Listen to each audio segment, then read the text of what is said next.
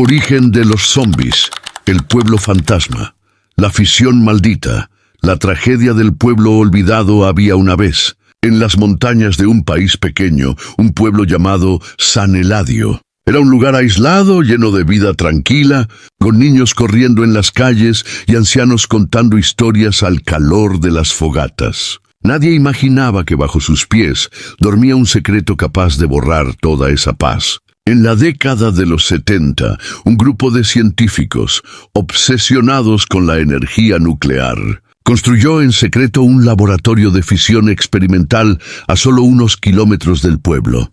No era oficial, no estaba aprobado por ningún gobierno. Era el sueño ambicioso de 3 hombres que querían pasar a la historia descubriendo una fuente de energía limpia, eterna, ilimitada. Pero la ambición ciega no mide consecuencias. Al principio todo parecía controlado. Los experimentos mostraban reacciones prometedoras, cálculos exactos, energía liberada que encendía enormes focos en medio de la nada. Pero, como toda llama de poder, la fisión comenzó a descontrolarse. Uno de los científicos advirtió: la cadena de neutrones está fuera de control. Si seguimos, el núcleo se volverá inestable. Los otros lo callaron. Estamos a un paso de la gloria. No podemos detenernos ahora. El día que todo cambió fue un viernes por la noche.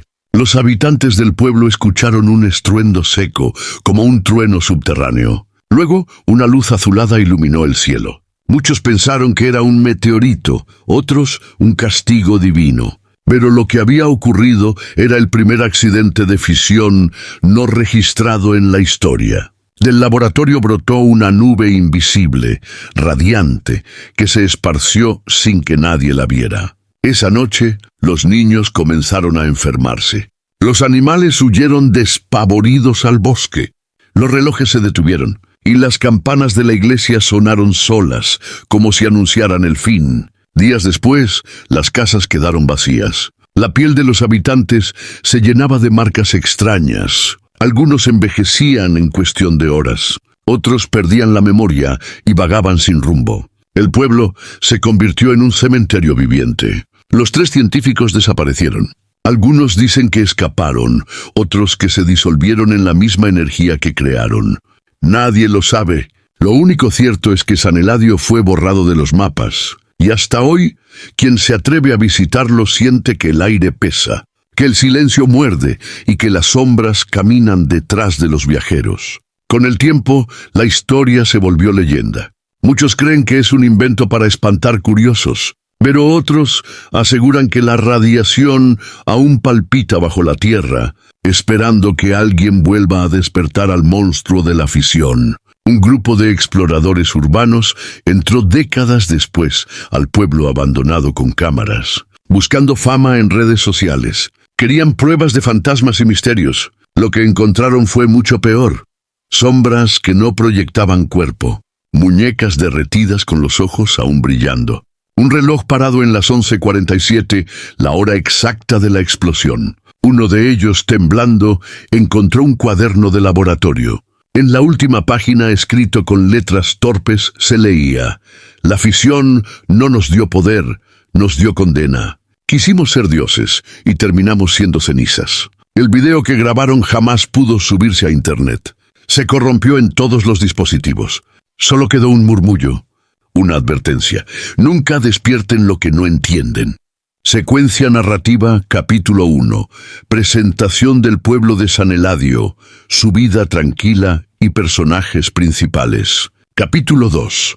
Los científicos y la construcción secreta del laboratorio de fisión. Capítulo 3. Primeras pruebas, la ambición desmedida, señales de peligro.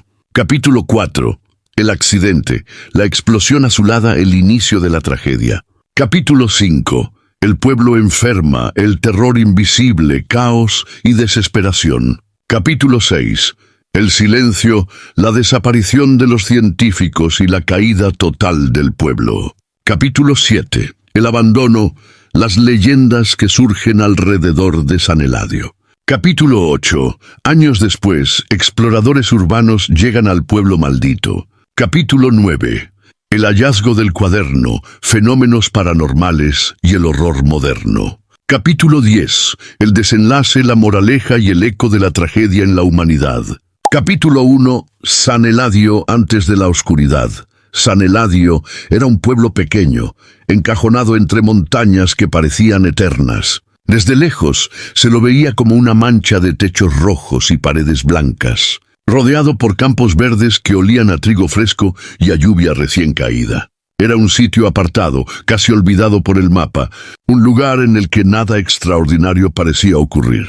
Allí el tiempo caminaba lento, como si los relojes se resistieran a avanzar demasiado rápido.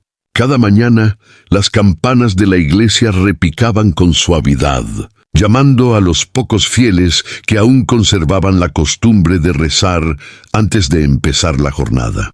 El aire olía a pan recién horneado, y en las calles polvorientas se escuchaba el relinchar de los caballos, el crujir de las ruedas de madera y las risas de los niños que corrían descalzos entre las casas. San Eladio era un pueblo como tantos, pero también tenía algo especial, un sentido de comunidad tan fuerte que cualquiera que llegara de fuera era recibido como familia.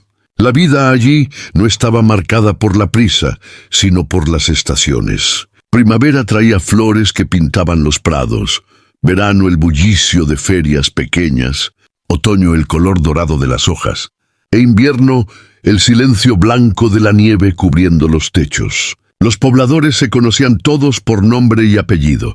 Doña Teresa, por ejemplo, era la panadera del pueblo. Una mujer robusta que siempre tenía las manos manchadas de harina y la sonrisa lista para regalar un trozo de pan caliente a cualquier niño hambriento. Don Mateo, el herrero, pasaba las tardes golpeando el hierro incandescente con una fuerza que parecía imposible para sus años, y aún así era el primero en alzar a un niño en brazos para hacerle reír. Había también una escuela pequeña, de paredes descascaradas, donde la maestra Clara enseñaba a leer y a escribir a los niños. Ella soñaba con que alguno de esos pequeños pudiera salir un día del pueblo y conocer el mundo. A menudo les decía, nunca olviden de dónde vienen, pero tampoco teman mirar más allá de las montañas. El pueblo tenía un aire de tranquilidad, pero también de aislamiento. La carretera más cercana estaba a kilómetros de distancia, y solo unos cuantos autobuses viejos pasaban 2 veces por semana. La mayoría de la gente nacía, crecía y moría en San Eladio sin conocer mucho más. Para ellos no era un castigo, era simplemente la vida que les había tocado. Pero debajo de aquella calma había un secreto que nadie en el pueblo imaginaba. A pocos kilómetros de allí, más allá del bosque espeso y de un río que rara vez cruzaban, un grupo de hombres trabajaba en algo que los habitantes nunca llegaron a comprender. Eran forasteros. Llegaron una tarde de otoño, con trajes oscuros, autos brillantes y un aire de misterio. No se mezclaban con los pobladores. Apenas compraban víveres de vez en cuando y desaparecían hacia el norte, donde el terreno se volvía rocoso y difícil de recorrer. Los niños los llamaban los hombres del bosque, y más de una vez siguieron sus pasos, solo para ser alcanzados por un miedo inexplicable que los hacía regresar corriendo a casa. Nadie sabía qué construían allá arriba. Pero lo cierto es que la montaña comenzó a vibrar con ruidos extraños, como un trueno bajo tierra. De noche, algunos juraban ver destellos azules iluminando las nubes. Sin embargo, los adultos preferían no hablar demasiado. La vida tranquila de San Eladio no se alteraba por rumores, o al menos eso creían. Entre los personajes más queridos del pueblo estaba un anciano llamado Samuel.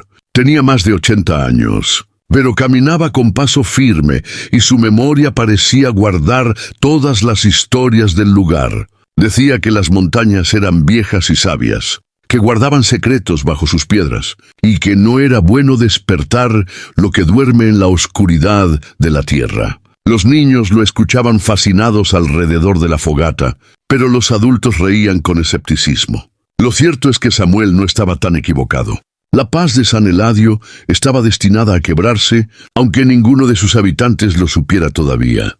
La vida continuaba como siempre, y esa rutina era precisamente lo que hacía más dolorosa la tragedia que vendría después. Las mujeres colgaban ropa en los patios, mientras cantaban canciones heredadas de sus abuelas. Los hombres volvían sudorosos de los campos, y en las noches cálidas de verano se escuchaba música de guitarras y risas que llenaban las calles. Nada parecía presagiar el desastre, pero en la oscuridad del bosque, los hombres de los trajes oscuros miraban sus máquinas con ojos febriles. No buscaban oro, ni plata, ni siquiera petróleo. Buscaban algo mucho más poderoso, la energía encerrada en el corazón de los átomos. Uno de ellos, un hombre alto y delgado llamado Arístides, solía repetir con obsesión: lo que tenemos entre manos no es solo ciencia, es el futuro de la humanidad. Y el futuro siempre exige sacrificios. Sus colegas lo escuchaban con una mezcla de admiración y miedo. Eran 3 en total: Arístides, el ambicioso; Calderón, el calculador, frío como el acero; y Figueroa, el más joven, aún con dudas, con una conciencia que a veces lo atormentaba. Ellos serían las piezas clave de la tragedia que marcaría a todo San Eladio. Mientras tanto, en el pueblo la vida parecía inmutable. Nadie sabía que su destino estaba unido a esos hombres, ni que cada risa, cada pan horneado, cada niño corriendo descalzo estaba contado como en un reloj de arena invisible. Las sombras comenzaban a alargarse, y aunque los habitantes de San Eladio aún reían, el eco de sus voces ya estaba condenado a perderse en la nada. Capítulo 2. Los hombres en el bosque. La construcción del laboratorio. El rumor de los forasteros empezó a crecer como un murmullo entre los habitantes de San Eladio. Nadie sabía exactamente qué hacían en las montañas, pero todos los habían visto en algún momento. Hombres trajeados, serios, con miradas que nunca se detenían en nadie. Cuando bajaban al pueblo compraban provisiones al por mayor: sacos de arroz, cajas de enlatados, carne en conserva, barriles de agua, herramientas, linternas. Nunca se quedaban a conversar. Nunca aceptaban un café en la fonda, ni un trozo de pan ofrecido por cortesía. Eran como sombras que atravesaban las calles polvorientas y desaparecían en el camino del norte. Los niños solían correr tras sus autos, coches negros que levantaban nubes de polvo. A veces alcanzaban a escuchar fragmentos de conversaciones. Palabras raras, incomprensibles: uranio, cadena de neutrones, estabilidad del núcleo. Para los pequeños, todo aquello no significaba nada. Eran solo sonidos extraños, como el eco de otro mundo. Pero los ancianos del pueblo empezaban a inquietarse. Doña Mercedes, la más vieja de todas, murmuraba mientras rezaba: «No me gusta esa gente. Traen un silencio raro, un silencio que no es de Dios». En la taberna, los hombres discutían en voz baja. «Dicen que construyen un túnel allá arriba». «No, no es un túnel, es un refugio militar». «¿Y para qué un refugio en estas montañas? Aquí no pasa nada». Eso es lo que nos quieren hacer creer. La verdad, sin embargo, estaba lejos de las conjeturas del pueblo. En lo más profundo del bosque, los 3 hombres habían levantado un complejo improvisado. No era grande, pero sí lo suficiente para albergar máquinas, generadores y cámaras blindadas. No había carteles, ni banderas, ni permisos oficiales. Todo era secreto.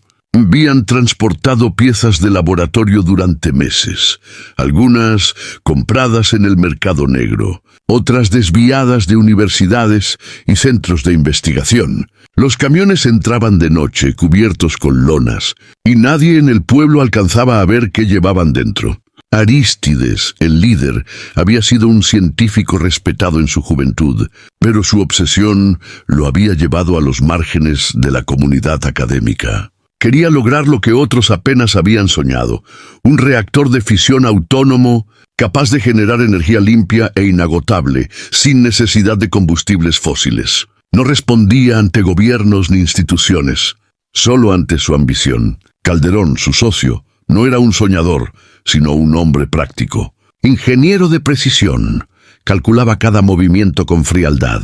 Para él, no importaba si el proyecto tenía riesgos.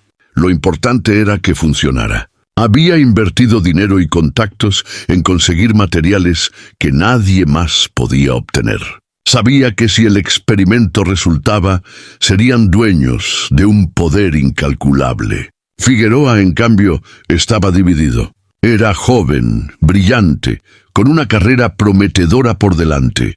Pero Arístides lo había arrastrado con su discurso visionario. A veces, mientras revisaba los planos y escuchaba el zumbido de los generadores, se preguntaba en silencio: ¿estamos creando el futuro o estamos firmando nuestra propia condena? El laboratorio estaba oculto bajo una ladera, disfrazado como una cantera abandonada.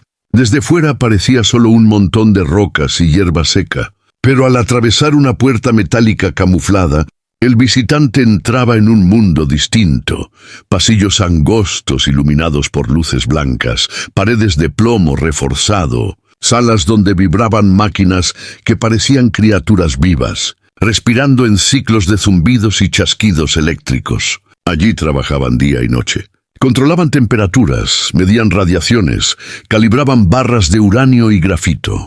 El aire siempre olía a metal caliente y ozono. Y aunque todo estaba bajo control, había un detalle que inquietaba a Figueroa.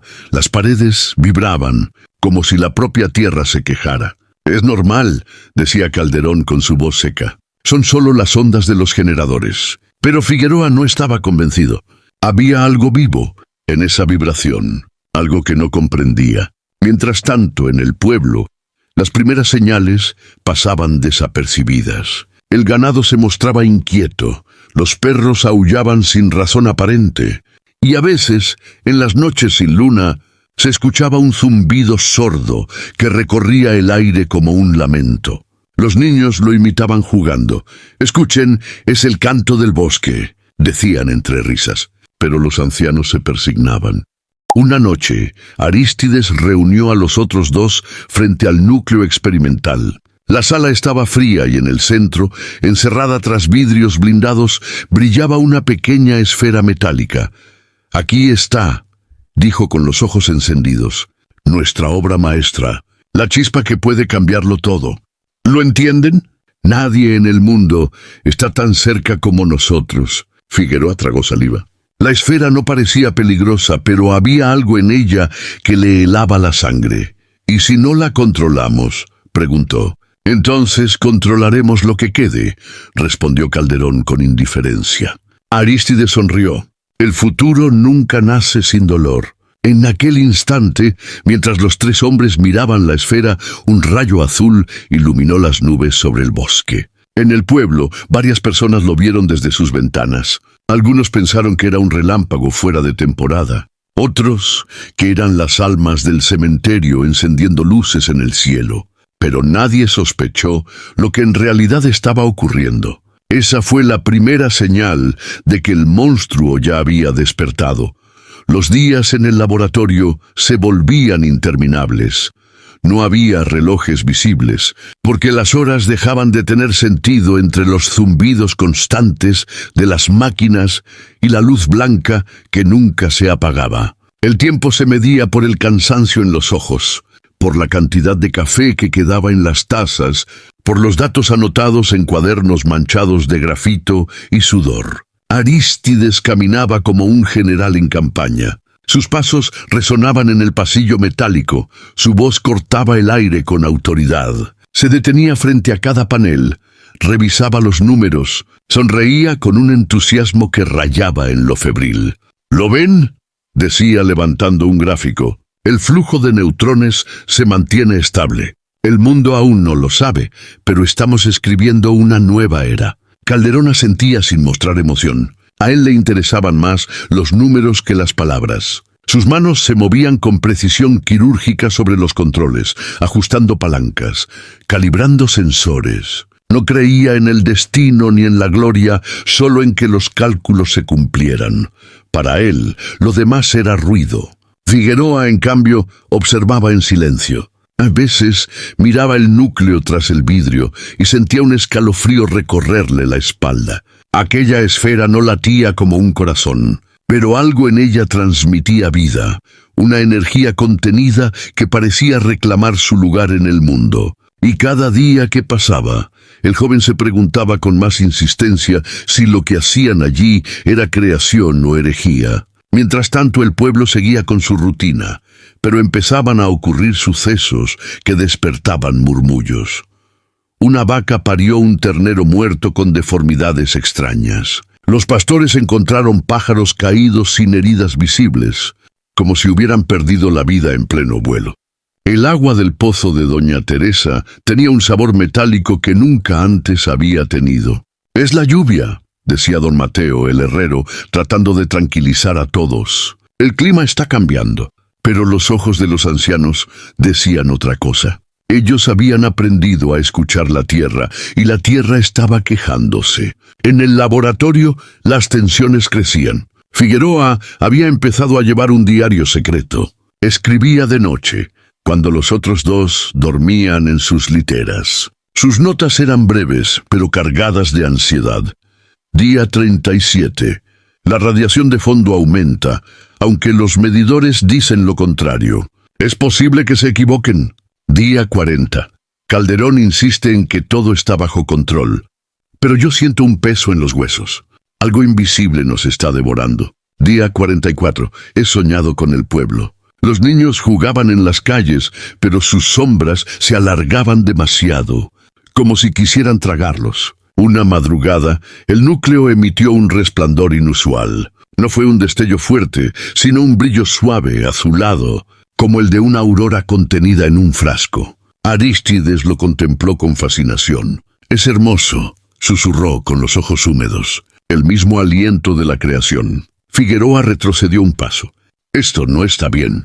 No es un experimento cualquiera, es el futuro», lo interrumpió Arístides con voz firme. «No tengas miedo, muchacho. El miedo es para los débiles». Pero el miedo ya había entrado en él, y no era solo suyo. También el pueblo empezaba a respirarlo, aunque ninguno pudiera explicarlo. Las noches se volvieron inquietas. Los perros ladraban hacia el bosque sin motivo. Las ventanas crujían aunque no hubiera viento, y en más de una ocasión las campanas de la iglesia sonaron solas, como si una mano invisible las hubiera movido. El padre Anselmo intentaba calmar a los fieles. «No teman», decía en misa. «A veces la oscuridad es solo prueba de fe». Pero incluso él, en su soledad, rezaba más de lo habitual. En el laboratorio, Calderón empezó a notar irregularidades en los medidores. «La cadena de neutrones se está acelerando», dijo una tarde con el ceño fruncido. «No debería ocurrir todavía». «¿Y qué propones?», preguntó Arístides. «Reducir la masa crítica, ajustar las barras. Si seguimos así, el núcleo puede volverse inestable». Arístides golpeó la mesa con la mano. «No, si reducimos, retrocedemos.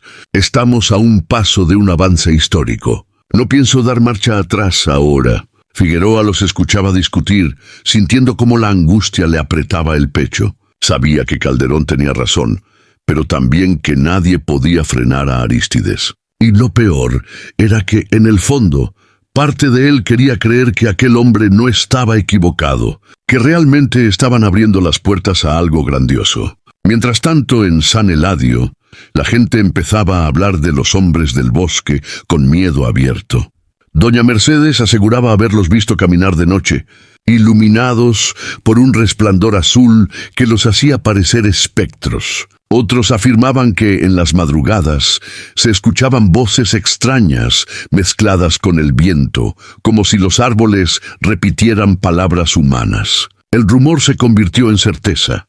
Algo anormal estaba ocurriendo en la montaña. Y lo estaba. Porque cada experimento, cada ajuste de los científicos, cada segundo de funcionamiento del núcleo enviaba un pulso invisible hacia afuera, un susurro radiante que se filtraba en el aire, en el agua, en la piel misma de los habitantes. El pueblo aún reía, aún horneaba pan, aún celebraba pequeñas fiestas, pero ya no era el mismo. La tragedia había comenzado a escribir su primera línea, aunque nadie lo supiera. Y en lo profundo del laboratorio, tras el vidrio blindado, la esfera parecía brillar cada vez con más fuerza, como si estuviera esperando el momento exacto para despertar del todo. Capítulo 3. El latido del núcleo. El núcleo no parecía una máquina. No era un simple objeto metálico encerrado en vidrio blindado. Había algo en él que parecía vivo, como un corazón oculto que respiraba en silencio. A veces, el resplandor azul que emitía se apagaba por horas, pero luego regresaba con más intensidad, como si estuviera probando su propia fuerza, como si despertara poco a poco. Arístides lo miraba con devoción. Pasaba horas frente a él, murmurando frases que los demás no alcanzaban a escuchar. «Eres nuestro futuro», susurraba. «Eres la chispa de los nuevos tiempos». Para él, el núcleo no era un experimento, era un hijo, un dios, una promesa. Calderón, en cambio, lo observaba con fría preocupación. «Esto no es normal», decía revisando las gráficas. «La actividad fluctúa más de lo esperado. Algo está desbalanceado en la reacción». Pero Arístides se negaba a escucharlo. «La ciencia no avanza sin riesgos. ¿O prefieres quedarte toda la vida calculando fórmulas que otros ya escribieron?» Figueroa permanecía en silencio, dividido entre ambos. Había noches en que despertaba empapado en sudor, convencido de que el resplandor del núcleo lo seguía incluso en sus sueños. Soñaba con las calles del pueblo vacías, con niños corriendo sin rostros, con campanas que repicaban solas en la oscuridad. Y cada mañana, al abrir los ojos, el zumbido de las máquinas le confirmaba que el sueño estaba demasiado cerca de la realidad. En San Eladio, la vida parecía continuar, pero las anomalías se multiplicaban. El ganado enfermaba sin causa aparente. Los pájaros evitaban sobrevolar el pueblo. Y en más de una ocasión, los pescadores del río encontraron peces muertos flotando en el agua, con ojos vidriosos que parecían acusar a quien los miraba. Una tarde, la maestra Clara detuvo su clase porque varios niños comenzaron a sangrar de la nariz al mismo tiempo.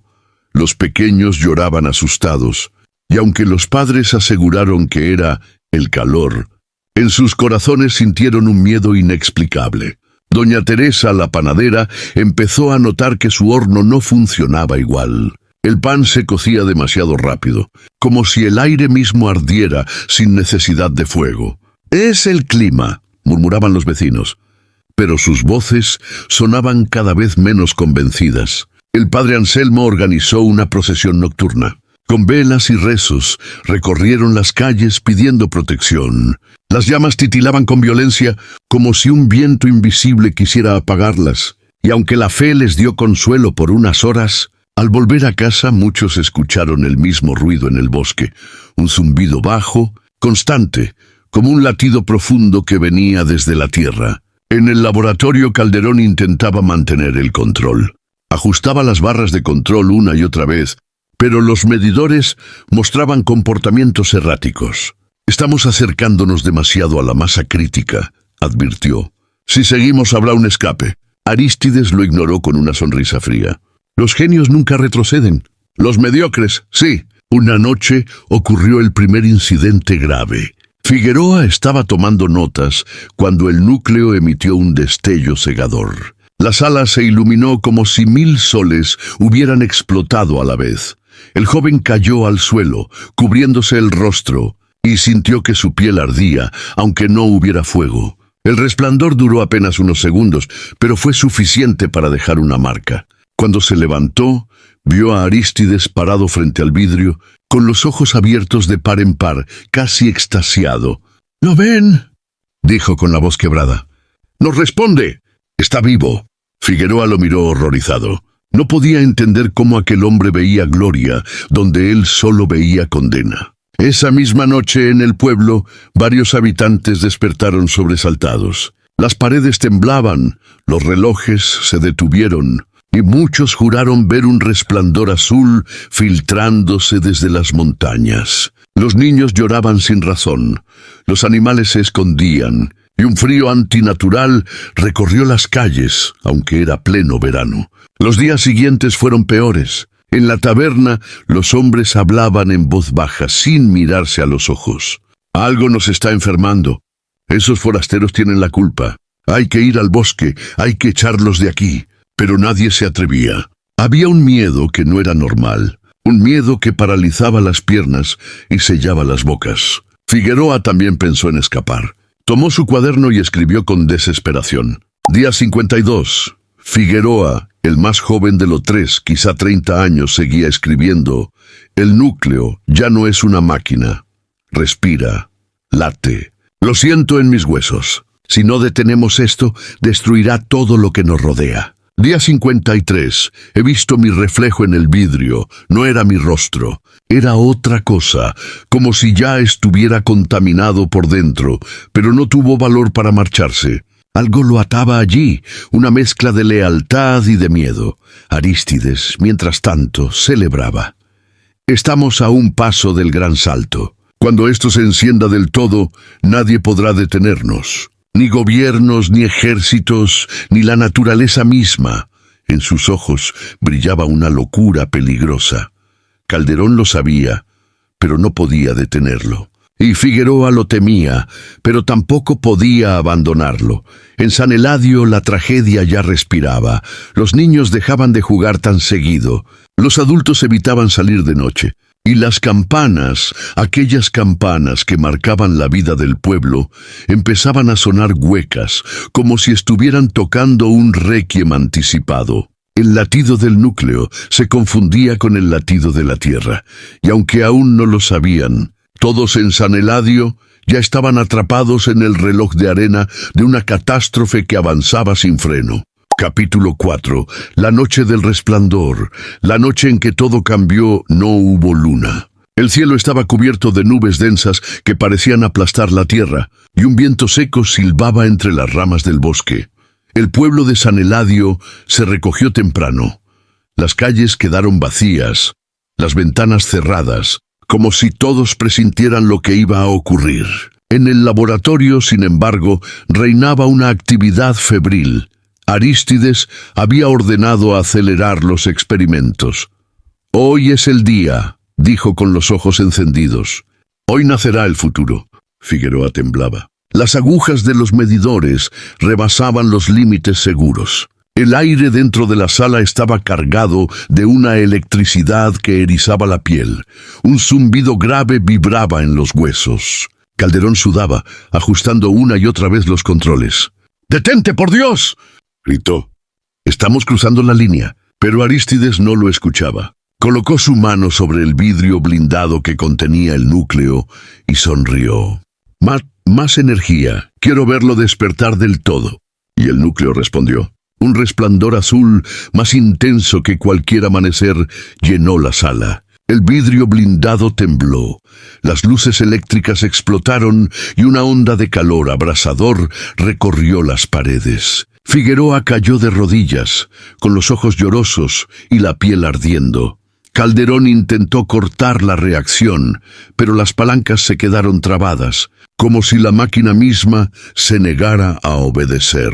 Entonces ocurrió. Un rugido profundo, como el de 1000 tormentas atrapadas bajo la tierra, estremeció todo el complejo.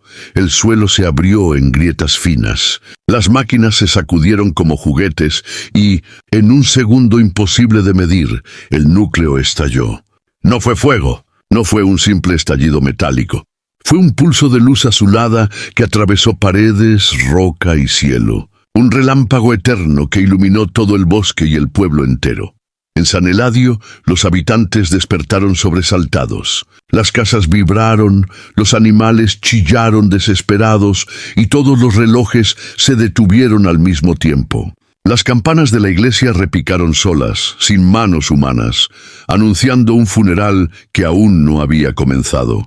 Los que estaban en la calle vieron cómo el cielo se teñía de un azul sobrenatural, como si el día hubiera nacido en medio de la noche. Unos cayeron de rodillas, creyendo que era el fin del mundo. Otros corrieron a sus casas, abrazando a sus hijos con desesperación.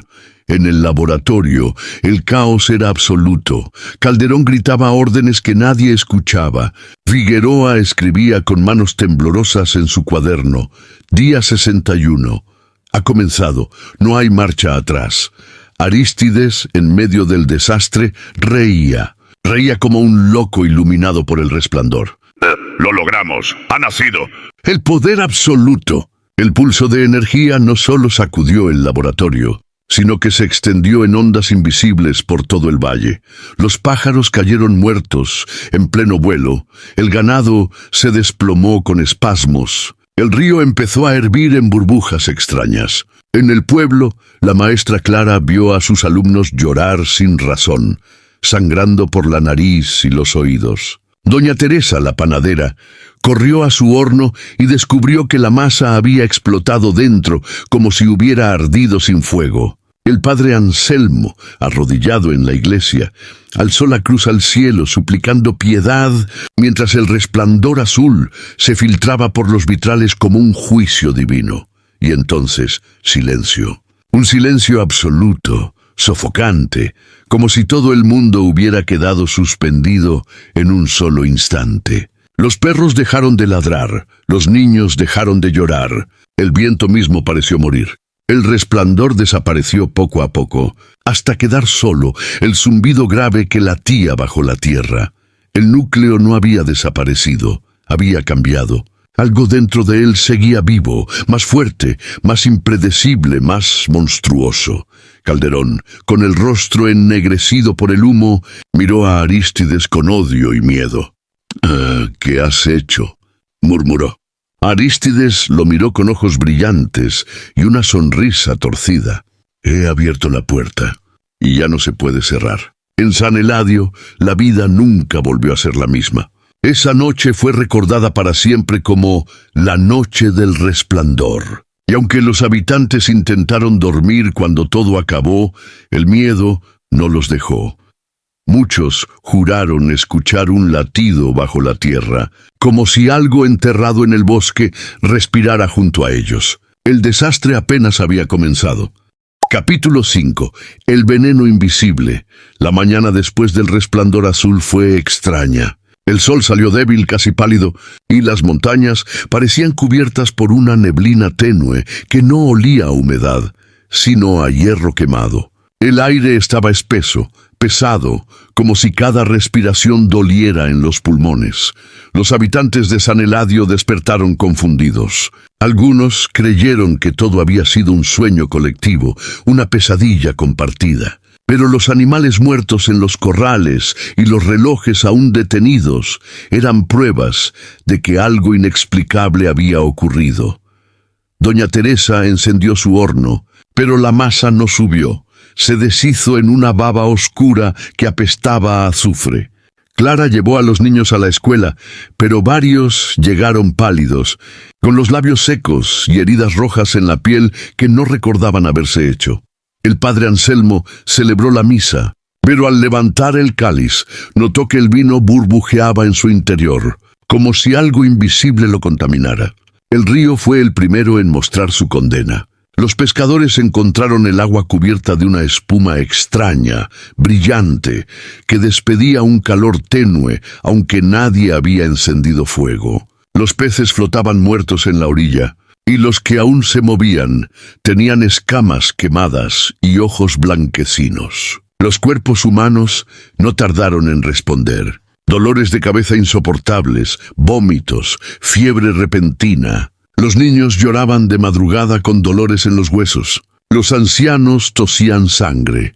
Las mujeres sentían náuseas, aunque no estuvieran embarazadas. Nadie entendía nada, pero todos sabían que no era normal. Y lo peor eran las visiones. Don Julián, el carpintero, despertó gritando porque había visto sombras azules caminando por su habitación. Clara, la maestra, juraba que los ojos de algunos alumnos brillaban en la oscuridad como brasas. El padre Anselmo confesó que al rezar sentía que la voz que lo respondía no era la de Dios, sino un eco grave, profundo, como un latido enterrado bajo la tierra. Mientras tanto, en el laboratorio, el desastre era más evidente. Calderón tenía el rostro quemado por la radiación, los labios agrietados y las manos llenas de llagas. Figueroa tosía sangre cada vez que intentaba escribir en su cuaderno, Pero aún así no dejaba de registrar todo. Día 62. La luz nos marcó. No puedo dejar de temblar. Arístides sigue convencido de que es un triunfo. Yo sé que es nuestra tumba. Día 63. El núcleo ya no es materia. Es voluntad.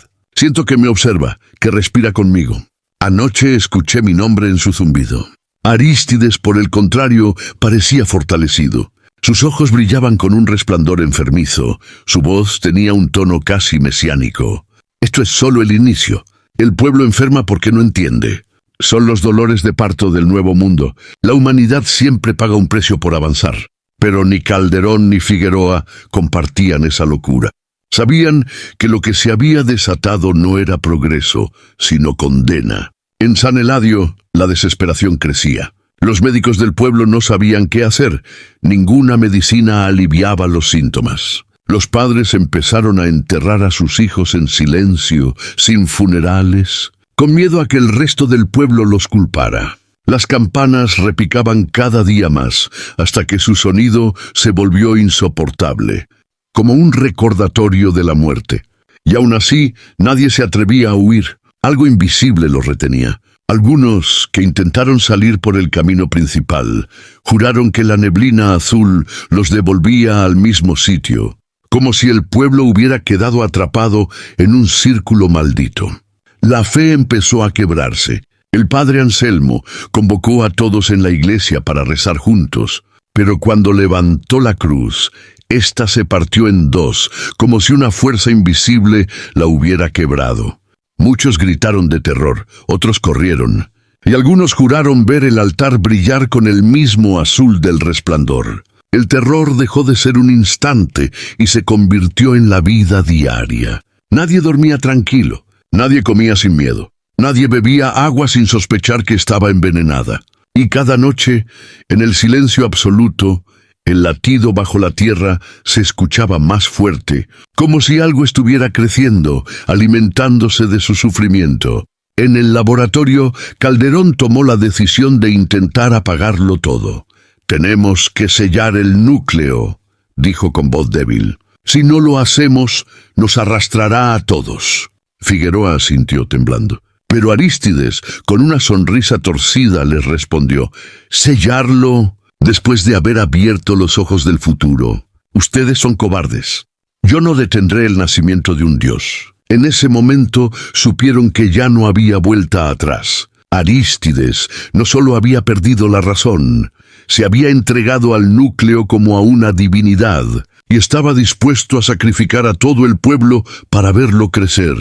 San Eladio estaba maldito y lo peor estaba por llegar. Capítulo 6. El silencio de los condenados. El pueblo de San Eladio ya no era un lugar vivo, sino un susurro marchito. Las calles, antes bulliciosas con el sonido de niños y campanas, quedaron vacías. Las casas cerraron sus puertas y las ventanas se cubrieron con sábanas, como si la gente quisiera esconderse del sol azulino que seguía filtrándose cada amanecer. El aire se volvió espeso, casi sólido, cargado de un olor metálico que se metía en los pulmones. Quienes aún podían caminar lo hacían lentamente, con los ojos hundidos y la piel marcada por manchas que parecían quemaduras. El pueblo entero había envejecido de golpe. Los animales desaparecieron primero. Los perros, que siempre rondaban las calles, dejaron de ladrar.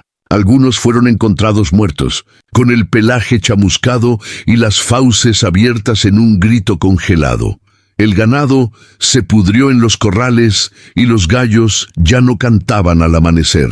El silencio se volvió un nuevo habitante pesado, cruel. Los niños, que habían sido el corazón de San Eladio, se apagaban uno tras otro. La maestra Clara dejó de dar clases. Pasaba los días enterrando pequeños cuerpos en un rincón de la escuela, donde la tierra olía a óxido. Su mirada se volvió vacía, sus manos temblorosas, hasta que un día desapareció y nadie volvió a verla. El padre Anselmo seguía intentando sostener la fe, pero su iglesia se convirtió en un mausoleo. Las imágenes de santos empezaron a decolorarse, el agua bendita se volvió turbia y hedionda. Y cada vez que levantaba la voz en oración, Un eco profundo lo interrumpía, el mismo zumbido grave. Ese latido enterrado bajo la tierra. Una noche subió al campanario y tocó las campanas con todas sus fuerzas. Los sobrevivientes lo escucharon gritar: «¡Arrepiéntanse! Ya no es Dios quien escucha, es otra cosa». A la mañana siguiente, el campanario estaba vacío. Nunca encontraron su cuerpo. En el laboratorio, Calderón y Figueroa estaban al borde del colapso. Sus cuerpos estaban cubiertos de llagas, sus uñas se caían, su piel se deshacía como cera al calor. Pero aún trabajaban febrilmente, intentando diseñar un sistema de sellado. Sabían que el núcleo no solo estaba contaminando el pueblo, estaba creciendo, expandiéndose como un cáncer en la tierra. Arístides, en cambio, había desaparecido en el interior del laboratorio. Nadie lo veía comer, nadie lo veía dormir. Solo se escuchaban sus pasos en las madrugadas, susurros que parecían plegarias dirigidas al resplandor. Una noche, Figueroa lo encontró arrodillado frente al núcleo, con los brazos abiertos, como si rezara a una deidad. «Ya casi», murmuraba, «ya casi despiertas del todo». Figueroa sintió escalofríos. Ya no había duda. Arístides no solo había perdido la razón, se había entregado por completo a aquello que habían creado. Los intentos de huida del pueblo fueron en vano. Quienes intentaron escapar regresaron desorientados por los mismos caminos, asegurando que la neblina azul los envolvía y los devolvía al centro de San Eladio. Algunos nunca volvieron, se internaron en la bruma y se deshicieron como sombras. El hambre se apoderó de los sobrevivientes. El pan de doña Teresa nunca volvió a cocerse bien. La carne sabía a hierro y el agua del río quemaba la lengua. Los que aún podían rezar pedían por la muerte rápida, porque la lenta ya la estaban viviendo. Una tarde, Figueroa escribió en su cuaderno con letra temblorosa: «Día 71. El pueblo se vacía. Los cuerpos se pudren en las calles. Nadie los entierra ya. Calderón apenas respira, pero sigue intentando resistir. Arístides ya no es humano. Su mirada es un reflejo del resplandor. Creo que pronto desaparecerá junto con lo que invocó». Esa noche, Calderón murió frente a los controles. Sus últimas palabras fueron apenas un suspiro: «Dios nos perdone». Figueroa lo enterró cerca del bosque, en una tumba sin nombre. Al regresar, descubrió que Arístides también había desaparecido. El núcleo brillaba más fuerte que nunca, como si se lo hubiera tragado. El silencio se apoderó de todo. Ya no había risas, ni rezos, ni cantos. El pueblo entero se convirtió en un cementerio abierto, donde los pocos que quedaban caminaban como sombras, esperando su final. San Eladio, el pueblo que una vez vibró con vida y campanas, quedó condenado al murmullo de un latido que no era humano. Capítulo 7. El pueblo que nadie nombra. El tiempo pasó, pero el dolor de San Eladio no se detuvo con los días. Al contrario, se enquistó en la tierra, en el aire, en las paredes resquebrajadas de las casas que aún se mantenían en pie. Los pocos sobrevivientes que quedaban ya no tenían fuerza para resistir. Unos murieron lentamente en sus camas, con los huesos frágiles como vidrio. Otros se internaron en el bosque y nunca regresaron. Y unos pocos más, los más tercos, intentaron huir por última vez, arrastrando sus cuerpos debilitados hasta los caminos que llevaban fuera del valle. Pero la bruma azul seguía allí, una cortina espesa que parecía viva, que se movía como un organismo con voluntad. Los que entraban en ella regresaban con los ojos vacíos, sin habla, como si el alma se les hubiera escapado. A los pocos días morían, y nadie tenía ya fuerzas para enterrarlos. Así fue como San Eladio quedó en silencio absoluto.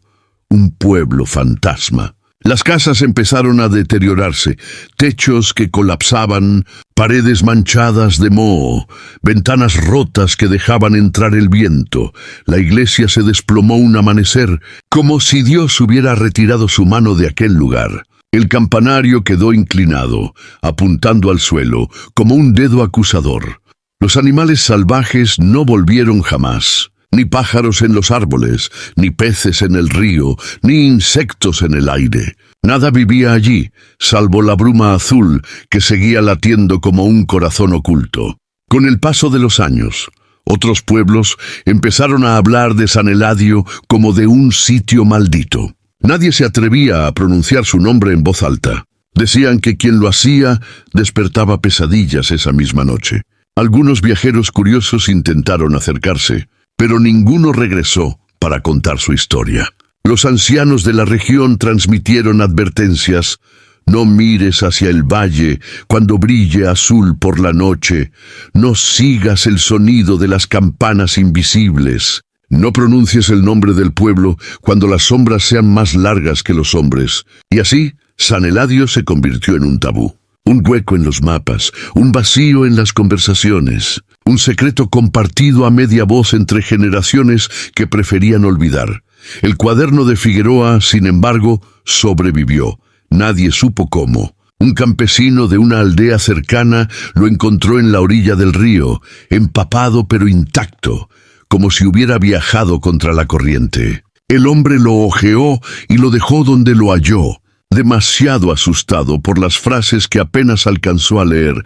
El núcleo respira, Arístides ya no existe, fue devorado.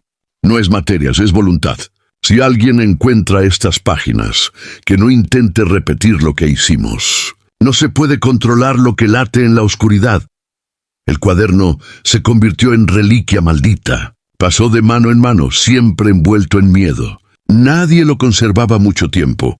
Lo entregaban como quien pasa una carga maldita, sin atreverse a quemarlo, porque el fuego se apagaba cada vez que lo intentaban. San Eladio dejó de ser un pueblo para transformarse en advertencia. Los niños de las aldeas cercanas crecían escuchando historias. Si no obedeces, te llevarán los hombres azules de San Eladio. Si no duermes, la bruma vendrá por ti. Pero más allá de la leyenda, la tragedia seguía latiendo. En las noches sin luna, los viajeros aseguraban ver un resplandor azul en la distancia. A veces, campanas repicaban en la nada, ecos de un pueblo muerto, y los que tenían oídos más sensibles juraban escuchar un sonido bajo, constante, profundo, un corazón enterrado que nunca dejó de latir. Así fue como San Eladio quedó sellado en la memoria de la región. Un nombre prohibido, un lugar maldito, un secreto que se extendía como un veneno invisible. El tiempo borró a sus habitantes, pero no la herida. La tierra, el aire y el río recordaban. Y la bruma azul paciente esperaba. Capítulo 8. Los que desafiaron la bruma pasaron décadas. San Eladio se convirtió en mito, en susurro, en advertencia para los niños. El tiempo borró su nombre de los mapas. Las carreteras se desviaron lejos de su valle y el bosque creció, cubriendo los caminos como si la naturaleza quisiera sellar la herida. Pero la curiosidad humana nunca duerme.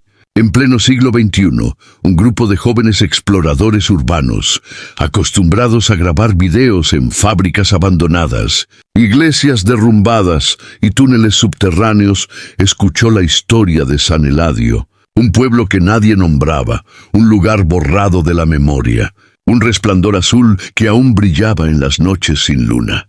Si logramos grabarlo, seremos virales, dijo Lucas, el líder del grupo, con una sonrisa confiada. Su cámara colgaba de su cuello como un arma. Lo acompañaban 3 amigos: Julia, fotógrafa; Marcos, amante de las leyendas; y Diego, que no creía en nada, pero iba porque la adrenalina era su droga. Se reunieron en una taberna de un pueblo cercano, donde los ancianos les suplicaron que no fueran. «Hay cosas que no se deben despertar», les dijo una mujer de cabellos blancos. «Si van, no regresarán». Ellos rieron, convencidos de que eran solo cuentos de superstición. Al amanecer, con mochilas y linternas, tomaron el sendero olvidado que llevaba hacia el valle. El bosque los recibió con un silencio anormal. No había pájaros, ni insectos, ni hojas agitándose con el viento. El aire estaba inmóvil, denso, como un cristal invisible que les oprimía el pecho. Marcos fue el primero en notarlo. «No hay sonidos, nada. Es como si el bosque estuviera muerto». Pero los demás siguieron avanzando, ansiosos por llegar al pueblo maldito. Después de horas de caminata, la bruma azul apareció frente a ellos. Una cortina densa, luminosa, que parecía moverse lentamente como si respirara. Julia levantó su cámara y tomó una foto. El flash iluminó el aire. En la pantalla, la bruma no era bruma. Eran siluetas humanas, difusas, deformadas, con rostros sin ojos. Julia tragó saliva. Creo que deberíamos... No, la interrumpió Lucas. Hemos llegado hasta aquí. Y entraron. La bruma los envolvió con un frío antinatural. El aire sabía a metal, a ceniza, a muerte. Julia sintió que alguien le rozaba el brazo, pero al mirar no había nadie. Diego escuchó pasos detrás de él, aunque sabía que el grupo estaba adelante. Marcos creyó oír campanas. Campanas que repicaban como si el pueblo aún existiera. Al salir de la bruma, lo vieron. San Eladio, un pueblo detenido en el tiempo, cubierto de polvo y moho. Las casas en ruinas, las calles vacías, la iglesia derrumbada. Pero había algo peor. El aire brillaba con un resplandor débil, azul, que hacía ver todo como un sueño enfermo. Julia grabó con su cámara, susurrando, «No puede ser, esto es real». Caminaron entre las casas, iluminando con linternas. En las paredes había manchas oscuras que parecían huellas de manos, pero deformadas, alargadas, como si los dedos hubieran intentado arañar la realidad misma. En la escuela encontraron pupitres oxidados y pizarras rotas. En una esquina, muñecos de trapo con los ojos arrancados, cubiertos de polvo. Julia se estremeció. Aquí hubo niños. En la taberna, las mesas seguían dispuestas, con vasos secos cubiertos de telarañas. Parecía que los habitantes hubieran desaparecido de un segundo a otro, pero lo más extraño fue en la iglesia. Entre los escombros, el altar aún brillaba con un azul tenue, como si algo debajo de la tierra siguiera vivo. Lucas, emocionado, bajó las escaleras del sótano. Los demás lo siguieron a pesar del miedo que les crispaba la piel. Allí, entre piedras húmedas, hallaron un cuaderno. Estaba ennegrecido, pero intacto. Al abrirlo, leyeron las últimas palabras de Figueroa: el núcleo late. No somos sus dueños. Somos su alimento. Si alguien lee esto, huya antes de que despierte por completo. Marcos dejó caer el cuaderno. Sus manos temblaban. Tenemos que irnos ya. Pero al darse la vuelta, vieron algo imposible. En la bruma que cubría la entrada de la iglesia se dibujaban figuras humanas, decenas, tal vez cientos. Eran los habitantes de San Eladio, con rostros vacíos, con ojos convertidos en llamas azules, y detrás de ellos algo más grande. Una silueta gigantesca, amorfa, que parecía hecha de pura energía. El latido retumbó en el suelo, en las paredes, en sus pechos. ¡Pum! ¡Pum! ¡Pum! El núcleo no había muerto. Solo había esperado. Los exploradores comprendieron que habían despertado lo que nunca debía ser tocado, y el horror apenas empezaba. Capítulo 9. El cuaderno y las sombras, el latido se expandía como un tambor en el pecho de cada uno de los exploradores. No era un sonido normal, vibraba dentro de sus huesos, se mezclaba con sus respiraciones y con los latidos de sus propios corazones, hasta que no podían distinguir cuál pertenecía a ellos y cuál al monstruo invisible bajo la tierra. Lucas aún sostenía la cámara, grabando como si la obsesión de mostrar al mundo aquel hallazgo pudiera más que el miedo. Sus ojos brillaban con una fiebre que no parecía humana. ¿Lo ven? Esto es único. Nadie lo ha filmado antes. Julia, en cambio, retrocedía, con la piel erizada y el rostro blanco. Lucas, apaga esa cámara. Esto no es un lugar para quedarse. Pero ya era tarde. Las figuras que emergían de la bruma azul comenzaron a avanzar. Al principio parecían caminar como humanos, pero pronto se dieron cuenta de que sus movimientos eran antinaturales. Se desplazaban con sacudidas bruscas, como si cada paso fuera dirigido por hilos invisibles. Sus rostros eran máscaras de humo, sin rasgos. Salvo esas cuencas vacías, una de las sombras, con fuego azul, la atravesó sin hacer daño profundo. Pero la figura se volvió hacia él. La temperatura del aire descendió. El aliento se condensó en vapor. Y de pronto un grito surgió de ninguna boca, un grito que no era humano, un eco que perforaba los tímpanos. Diego cayó de rodillas cubriéndose los oídos. «Nos va a matar, vámonos». Marcos recogió el cuaderno de Figueroa temblando. Las últimas páginas estaban manchadas con tinta y sangre, como si hubieran sido escritas con desesperación. Allí había un dibujo, un círculo de símbolos trazados alrededor del núcleo, y una frase subrayada varias veces. «El núcleo no debe ser alimentado con miedo. Si lo haces, despierta». Marcos levantó la mirada hacia sus amigos. ¿Entienden? Nosotros, con nuestro miedo, lo estamos fortaleciendo. Pero Julia no podía controlar el temblor de su cuerpo. Diego lloraba como un niño, repitiendo que quería salir. Lucas, en cambio, seguía grabando, acercándose cada vez más a las figuras. «Esto no es miedo, es historia.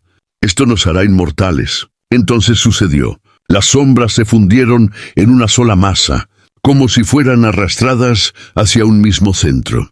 Y de esa masa emergió una figura colosal. No tenía forma definida.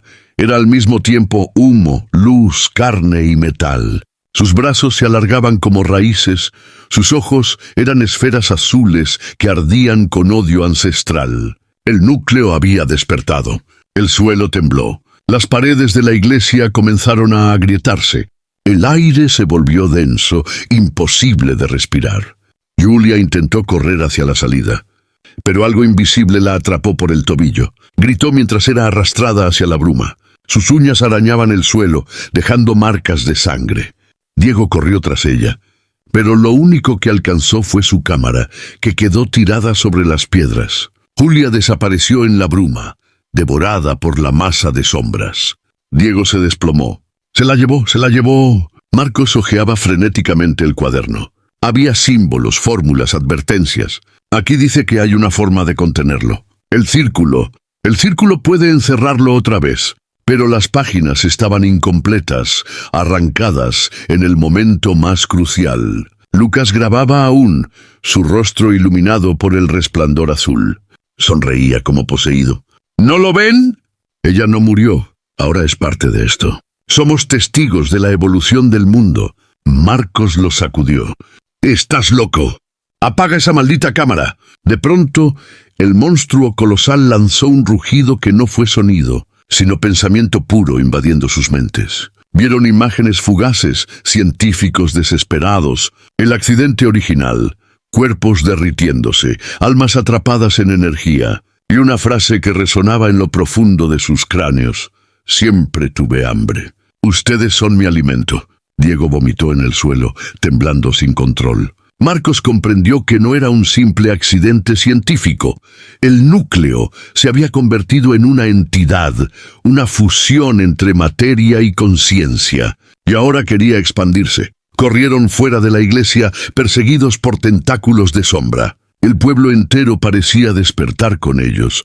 Las casas emitían destellos. Las huellas en las paredes se movían como si manos invisibles siguieran rascando. Las campanas de la iglesia, que habían estado mudas durante décadas, repicaron solas, anunciando un funeral que nunca terminó. Lucas no corrió. Permaneció frente a la iglesia, grabando con un fervor enfermizo. «Sí, sí, dame más, muéstrame todo». La cámara captó el instante en que la figura colosal extendió un brazo de energía y lo envolvió. Su cuerpo se deshizo en partículas de luz, absorbido en la masa azul. La cámara cayó al suelo, grabando aún, enfocando el cielo donde ahora se formaba una aurora de horror. Marcos y Diego huyeron hacia la bruma, aunque sabían que cruzarla podría matarlos. Sus pulmones ardían, sus mentes estaban al borde de quebrarse, pero era la única salida. Detrás de ellos, el pueblo de San Eladio volvió a latir, como si un corazón enterrado bajo la tierra hubiera recobrado fuerza. El núcleo había despertado, y ahora no parecía querer quedarse encerrado en aquel valle. Y el mundo, sin saberlo, estaba a punto de escuchar su llamado. Capítulo 10. El eco de la tragedia. Marcos y Diego corrieron ciegos dentro de la bruma, con los pulmones ardiendo, con las piernas a punto de ceder. No sabían si huían hacia la salida o hacia la boca del monstruo, solo corrían con la desesperación de los condenados. La bruma azul se retorcía a su alrededor, mostrando destellos de rostros, gritos congelados en el aire, cuerpos atrapados en una danza eterna de sufrimiento. Diego tropezó y cayó de rodillas. Marcos intentó levantarlo, pero el otro gritaba: «¡No puedo! Nos está siguiendo. Siento que me respira en la nuca». Un viento helado sopló desde el interior del pueblo. Entre la bruma, la silueta colosal los observaba. Sus ojos de fuego azul eran soles oscuros, llamando, reclamando. Marcos tiró de Diego con todas sus fuerzas. «Si nos detenemos, morimos». El latido retumbaba más fuerte, cada vez más rápido, como si el núcleo estuviera acelerando su despertar. El aire olía a ozono y sangre, a metal quemado, a desesperación antigua. Entonces de pronto la bruma se abrió. Ante ellos apareció el bosque silencioso y oscuro, intacto, como si nada hubiera ocurrido. Atrás, San Eladio brillaba en un resplandor azul, pero ya no los seguía. Parecía contenerse, como si aún hubiera una frontera invisible que lo mantenía dentro. Marcos y Diego cayeron al suelo jadeando, con lágrimas de alivio y miedo. Habían escapado, pero sabían que no habían ganado. Horas después, alcanzaron la carretera y fueron encontrados por un camionero que casi los atropella. Estaban cubiertos de polvo, con la mirada perdida y el cuerpo temblando. Nadie creyó del todo su historia. Se habló de alucinaciones por gases tóxicos, de un shock nervioso. Los médicos los internaron en un hospital. Pero lo que vieron no se quedó en San Eladio. La cámara de Lucas fue encontrada semanas después, cuando unos investigadores locales, intrigados por el resplandor nocturno, se adentraron hasta la entrada del pueblo. La bruma no los dejó avanzar demasiado, pero allí, entre la hierba, hallaron el aparato. A pesar del tiempo y la humedad, la grabación estaba intacta y lo que mostraba era imposible de negar. Las figuras, las sombras, la desaparición de Julia, la absorción de Lucas, el despertar del monstruo azul. Todo estaba allí, registrado.